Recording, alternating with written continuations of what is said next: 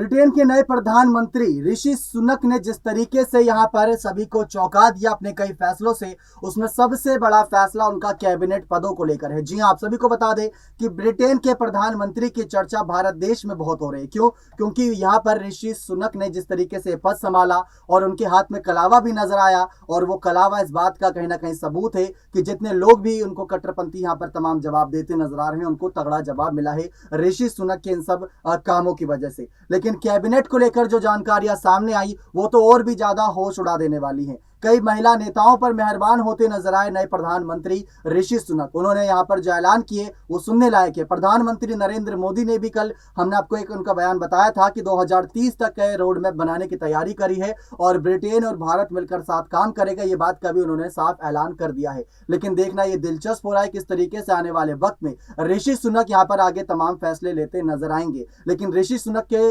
जो फैसले हैं कैबिनेट को लेकर, आप वो हमारी इस खास रिपोर्ट के माध्यम से देखें, जिसके साथ आपको पता चलेगा कि कैसे यहां पर ऋषि सुनक ने तमाम फैसलों के साथ साथ ब्रिटेन की राजनीति और भारत में राजनीति के कई सारे कहीं ना कहीं नेताओं को दंग कर दिया अपने फैसलों से। देखिए आप हमारी एक खास रिपोर्ट।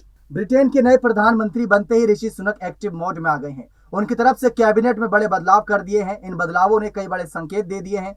सुनक ने अपनी निजी पसंद को पीछे छोड़ते हुए कई ऐसे चेहरों को जगह दी जो उन्हें छोड़कर दूसरों के वफादार रहे। ऐसे में अपनी कैबिनेट में सुनक ने संतुलन साधने का प्रयास किया है। संकेत दिया है कि वे सभी को साथ लेकर चलना चाहते हैं। साथ ही कहीं ना कहीं उन्होंने ये भी कहा कि मिलकर ब्रिटेन का विकास करना चाहते हैं। ऋषि सुनक की कैबिनेट में वैसे तो कई बड़े चेहरों का जगह दी गई, लेकिन जिसने सबसे ज्यादा ध्यान खींचा वो सुएला ब्रेवरमैन का नाम रहा। वैसे तो सुएला भारतीय मूल की हैं, लेकिन कुछ दिनों पहले उन्होंने ही भारतीयों के लिए विवादित टिप्पणी कर दी थी। उन्होंने कहा था कि कई भारतीय प्रवासी वीजा की अवधि समाप्त होने के बाद भी ब्रिटेन में ही रहते हैं। ब्रिटिश लोगों ने ब्रेक्जिट से हटने के लिए इसलिए वोट नहीं दिया था कि भारतीयों के लिए ब्रिटेन की सीमा इस तरह से खोल दिया जाए, लेकिन सुनक ने अपनी कैबिनेट में उनकी वापसी करवा दी है। उन्हें एक बार फिर गृह मंत्री का पद दे दिया है। आपको बता दें कि इस तरह सुनक ने अपनी कैबिनेट में जेम्स क्लेवरली को भी जगह दी। वे इससे पहले ट्रस्ट के मंत्रिमंडल में भी शामिल थे। अब सुनक ने भी उन पर भरोसा जताया है। उन्हें एक बार फिर विदेश सचिव नियुक्त किया गया है।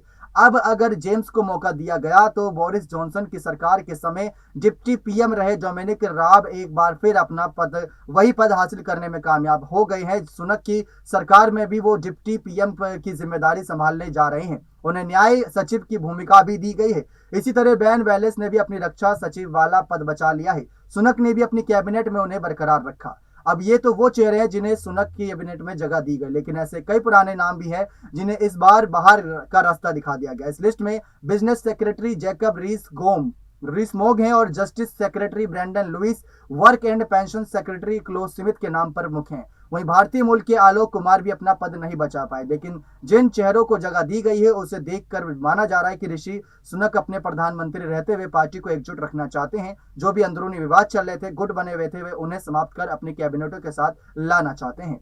तो देखा आप सभी ने किस तरीके से ऋषि सुनक के कई ऐलान सभी के लिए दंग कर देने वाले हैं। ऋषि सुनक ने जो बातें कही, ऋषि सुनक ने जो फैसले लिए, वो भारत की राजनीति को भी हिला रहे हैं। क्यों? क्योंकि ऋषि सुनक ने कठिन समय में यहाँ पर ब्रिटेन की सत्ता को आगे ले जाने के लिए फैसले लिए। प्रधानमंत्री नरेंद्र मोदी ने उन्हें तमाम बधाइयां दी, लेकिन महिला विधायकों को लेकर, महिला नेताओं को लेकर जिस तरीके से उन्होंने ऐलानबाजियां करी, अपने आप में चौंका देने वाला फैसला है। देखना दिलचस्प रहेगा कि ऋषि सुनक अपने आने वाले फैसलों से और कितने लोगों को चौंकाते हैं। ये खासा जानना दिलचस्प रहेगा और आप भी शायद दिलचस्पी जताएंगे। तो बने रहे हमारे चैनल के साथ ऐसी और तमाम जानकारियों के लिए बहुत बहुत धन्यवाद।